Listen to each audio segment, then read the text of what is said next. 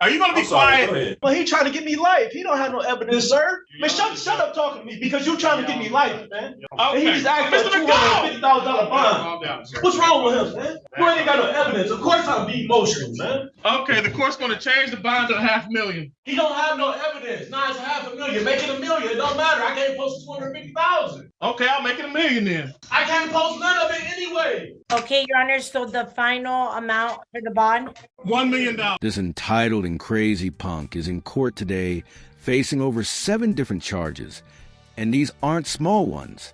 He's looking at life in prison if the jury says guilty.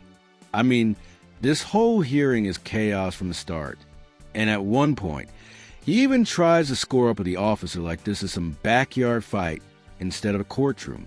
It's just the way this dude carries himself. It's just so wild. I mean, he has no respect for court, no respect for people around him. And honestly, it's almost hard to believe somebody can rack up this much trouble before even hitting trial. And just wait until you see the judge's reaction at the end. It's honestly priceless. You guys think this guy belongs out on the streets, or is prison the only safe option for this guy? Let's dive in and watch. Hey. All right, where is Mr. McDowell? He's right here, Your Honor. Okay. All right. Officer, are you going to be conducting probable cause hearing? You going to swear to it? Yes, Your Honor. Okay. In the matter of People State of Michigan versus Danny Eugene McDowell, charged with count 1, assault with attempted murder, count 2, torture, count 3, criminal sexual conduct, first degree, during felony, count 4, unlawful imprisonment, count 5, criminal sexual conduct, third degree force or coercion, count 6, assault with intent to do great bodily harm less than murder or by strangulation, count 7, domestic violence. Officer, state your name for the record. Detective Christopher Wilder, Plymouth Township Police Department. Plymouth Township Police Department responded to 12811 Heritage Drive, apartment 203 on 7/13 at 3:58 in the afternoon for a welfare check on a victim. You can take a step back, sir. Good. Once they arrived, they contacted the defendant who's in custody, Danny McDowell, and the victim, Faith Allen, at the residence. After speaking with both of them for some time, they were separated. Assault was determined that it happened.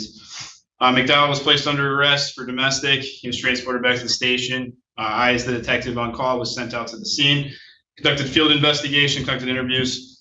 Was found to believe that on Tuesday, a couple of days prior, so it would have been 7/11, assault occurred, including 3 different times where the suspect placed the victim underwater, held her underwater, and at one point on the 3rd assault actually drowned her to the point that she lost consciousness. Once she woke back up, she went to the bedroom. All this occurred on the same day? This was over 3 days, Your Honor. Over a 3-day period? Yes, Your Honor. Okay, go ahead. So on 7/11, that's when the actual 3 drownings occurred. 3rd one, she passed out, was no longer conscious. When she woke up, she went back to the bedroom. The defendant forced her to perform oral sex on her at that time, or on him at that time. The assault stopped at that point. After he fell asleep the next morning, he slapped her a couple times, which would have been on the 12th. Nothing else occurred on the 12th. We approached to the 13th. The 2 of them had consensual sex at that point on the 13th, after which he threatened to have her fill up the bathtub a second time, to which she was able to reach out to a colleague to call 911, and that's how the police department got involved in the matter. Okay, what was the torture involved? Was that the strangulation or whatever? I believe, Your Honor, that's what the prosecutor's office determined to be torture. Okay. All right. It looks like mental pain or suffering or whatever. All this occurred in the Plymouth, Michigan? Yes, sir. Plymouth Township. Plymouth Township. Okay, stand corrected. Crystal Marie Medina, Your Honor, on behalf of Mr. McDowell, with regard to the arraignment, we would pay formal reading and stand mute, Your Honor. Yes. Okay, Mr. McDowell, state your name for the record. Danny McDowell, Danny Eugene McDowell. Okay, thank you. Mr. McDowell, your attorney has waived the formal reading of the complaint and warrant, the court will enter a not guilty plea in this matter. Argument as to bond, please.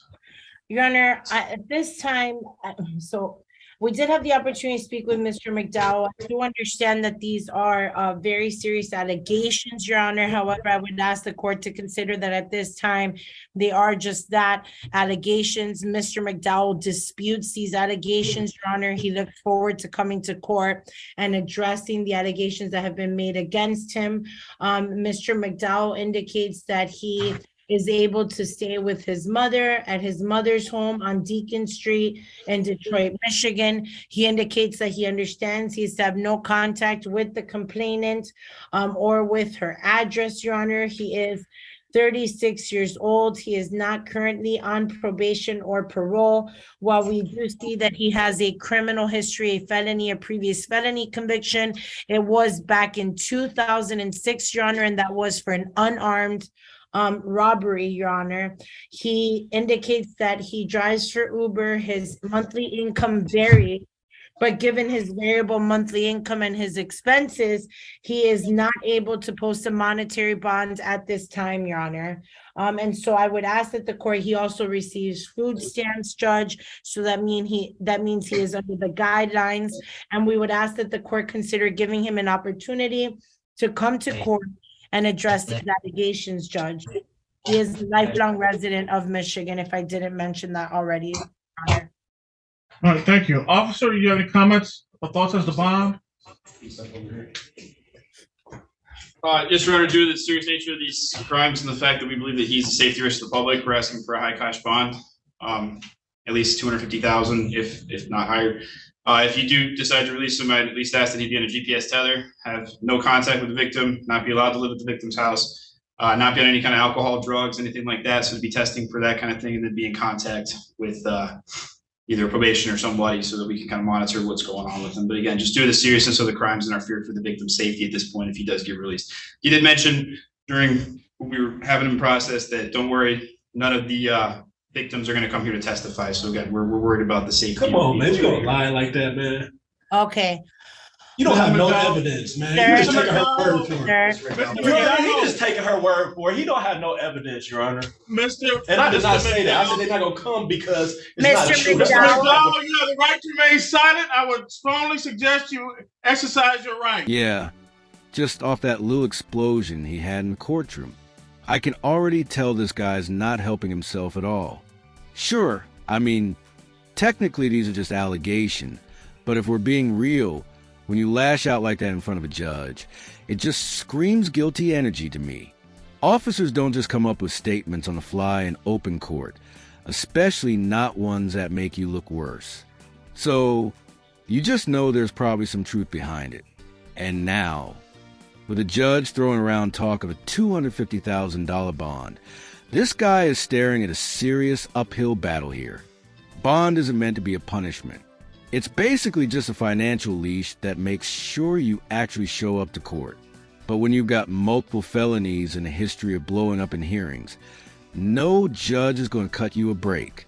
I mean, this dude basically just wrote his own ticket to stay locked up. I mean, at least for now. What blows my mind is that he could have just sat quietly, kept his head down, and maybe argued for something lower. Instead, he just tanked his own chances in about 30 seconds flat. This is literally why defense attorneys beg their clients to keep calm. It's not about manners. It's literally about money and freedom. But yeah, do you guys think $250,000 is a fair bond for somebody with this track record, or should have been higher? Commentary is likely to invoke a response from my client, right? Again, Your Honor, that comment, if made, could have been made for several reasons. One can take it as a negative way, or it could be taken as they lied from the beginning, and so they're not going to come to court and lie under oath, Your Honor. Exactly. So I would ask that Mr. McDowell. I'm sorry, sir. I'm sorry, sir. This emotional moment. Mr. Medina, hold on one second. I'm sorry, McDowell. sir. I'm just emotional right now, man. It's one thing. I'm sorry. I'm just emotional. Are you going to be quiet? Go ahead. Mr. McDowell.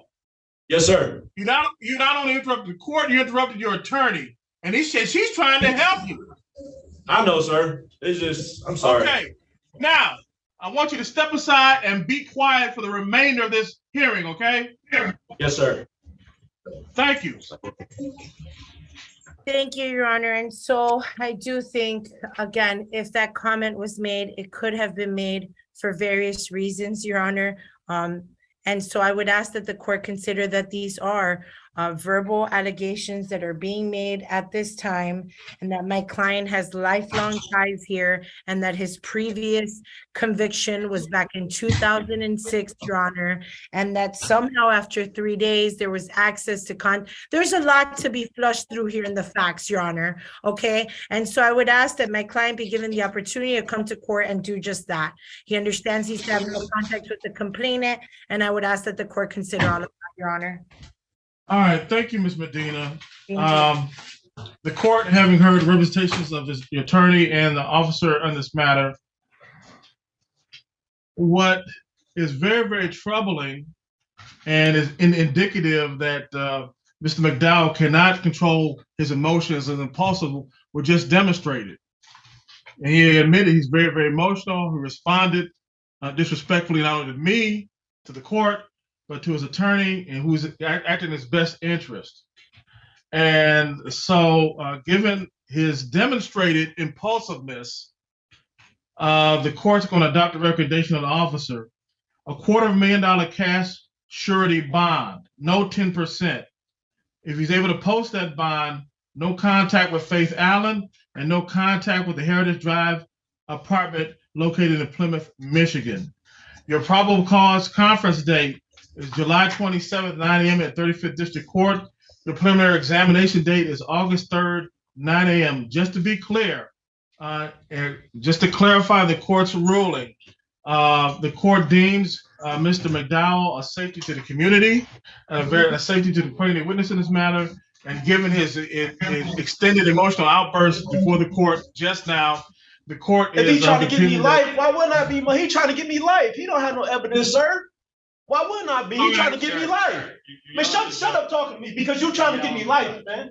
And you know it's not true. And he know it's not true. Why wouldn't I be emotional? He trying to give me life. He ain't got no evidence on none of this. And he's asking for a $250,000 bond. What's wrong with him, man? He don't even got no evidence. Who touched me, man? You ain't got no evidence. Of course I'm be emotional, man. Sorry, Your Honor. He's got me a $250,000 bond with no evidence. Yeah, I'm emotional. Okay, the court's going to change the bond to $500,000. Wow, sir, you can change to $500,000. He's still lying. He don't have no evidence. Now it's $500,000. Make it $1 million. It don't matter. I can't post 250,000. Okay, I'll make it $1 million then. I can't post none of it anyway. Okay, sir, step aside. This concludes the hearing. Okay, Your Honor, so the final amount for the bond? $1 million. And is that cash surety? He's seen all that shit on her report, and he ain't taking none of that evidence down, man. I know what he's trying to do, man. Your Honor, he was put back in a cell. I'm sorry about that, Your Honor. Okay, no problem. That concludes the hearing. Thank you, officer. Okay. This is exactly what I was talking about. On paper, he might just have allegations, but with a felony already in the past, the court is never going to look at him like he's innocent. Add in that little outburst in front of everybody, and it's just almost guaranteed he's walking out with a massive bond hanging over his head. And at that point, you're not just fighting your charges. It's literally just you fighting the impression you left on the judge. And honestly, impressions matter in court almost as much as the facts do. So, $1 million bond might sound crazy, but when somebody's showing they can't control themselves in the courtroom, what do you think they'll do on the street?